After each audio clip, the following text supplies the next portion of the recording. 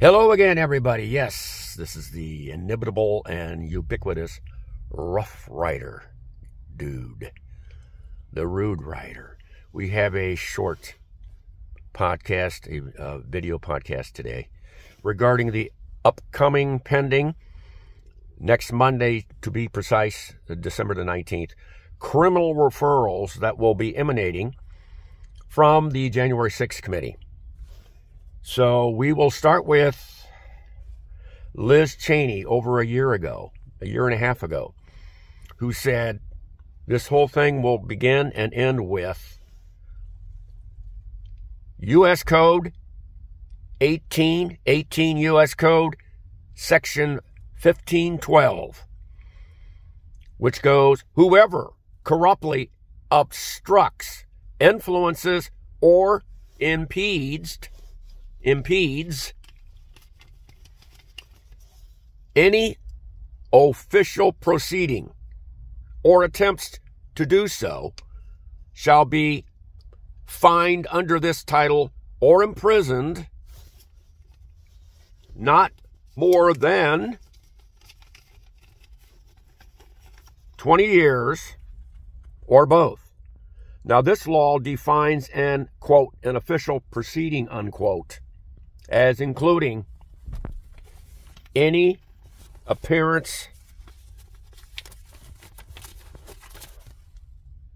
or proceeding before the Congress, such as counting the electoral votes, which was what they were attempting to do on the afternoon of January 6th, 2021. So there you go, an official proceeding.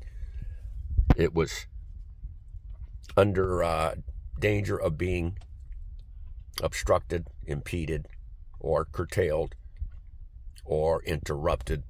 Use your favorite word. Let's continue. Next Monday, December the 19th, 2022, the January 6th committee, for their last and swan song, last official duty and their swan song, will make criminal referrals. Will, not maybe, not could be, not might, but will. The most likely candidates would be, obviously, the big tuna, the big kahuna, Donald John Trump himself, the former president. Next on the list would be John Eastman, the erstwhile and completely bankrupt and corrupt constitutional lawyer, John Eastman, who came up with this fake elector scheme to begin with.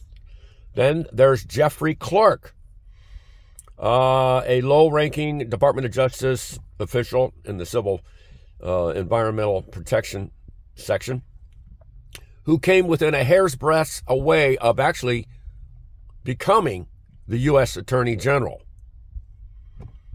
Then there's Trump's sycophant and go-to guy, in-house attorney, Rudy Giuliani, the former mayor of New York, who has thoroughly and utterly disgraced himself over the last few years.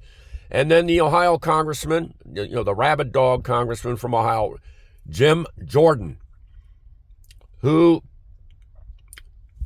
tweeted on January the 5th, the day before the insurrection, a sitting congressman from Ohio, Jim Jordan, quote, an unconstitutionally appointed elector, like an unconstitutionally enacted statute or law, is no elector at all. Really, Jim? And then last but not least would be Mark Meadows, Trump's acting, or at that time, Trump's chief of staff, as of January 6, 2021. All these people were up to their eyeballs in, as Liz Cheney would say, obstruction of an official proceeding, the counting of electoral votes, which was to take place and did take place on January 6th, 2021. During this time of the insurrection, during those 4 or 5 hours, from 12 noon, January 6, 2021, till right around 5 p.m. that afternoon, during this time, and holed up inside the Capitol building that was being attacked by these mad hatters, these rabid Trump supporters, the MAGA idiots. There were 34 Republican congressmen that, during all of this mayhem and violence, were texting from the inside of the House of Representatives. They were texting Trump's chief of staff, Mark Meadows, saying, one of them saying, we need martial law. We need to put this down. Have Trump declare martial law so he could stay in office in effect. Others would say, another congressman said, without Trump, we don't have a country. Basically, you could go on down the line with each separate congressman, and their text tweets are now made public, courtesy of Talking Points Memo, a blog site, much like Huffington Post. Each one of these people thought that their texts would never see the light of day, but they have, in fact, been recovered and brought out in public.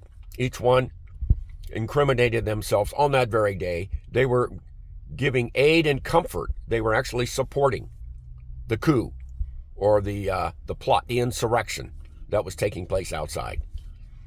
While they were congressmen who had sworn the oath to protect, defend, and uphold the Constitution. And yet they were doing the exact opposite with their text to Trump's chief of staff, Mark Meadows. So, moving on. These thousands of out-of-control Trump supporters, they were there on January 6, 2021, as a direct result of Trump's December the 19th, 2020 tweet, late at night, wherein Trump tweeted, quote, "Be there. Will be wild." He was inviting them to come to Washington, D.C. To be there on January 6th, because in his tweet, it would, quote, "Be there, will be wild," unquote. That which did, in fact, incentivize, motivate, and inspire thousands upon thousands of people to actually show up on that very afternoon and proceed with their attack, their physical and violent attack on our nation's capital. Where chants of, quote, "Hang Mike Pence," unquote, and, quote, "Where is Nancy," unquote, Nancy Pelosi, at that time, the Speaker of the House, were heard from the insurrectionist crowd over and over again.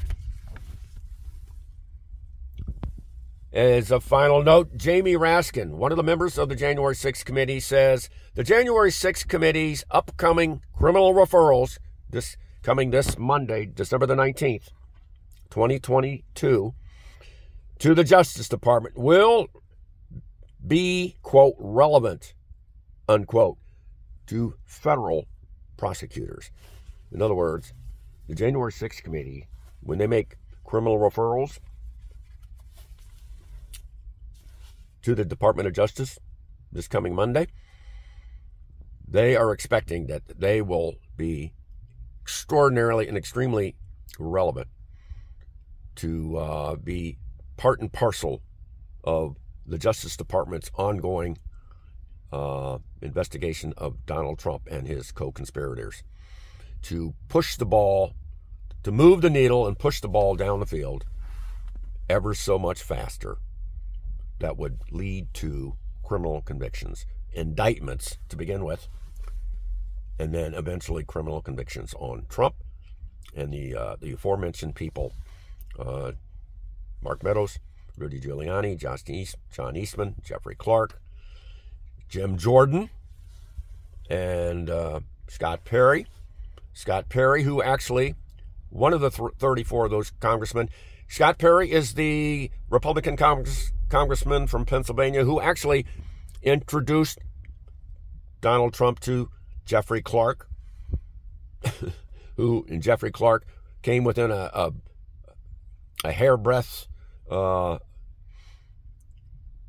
being the attorney, replacing the acting attorney at that time, Jeffrey Rosen, and then to become the Attorney General himself, i.e. Jeffrey Clark. Only at the last second, on January 2nd, or it was January 3rd, in the White House, in the Oval Office in the White House, that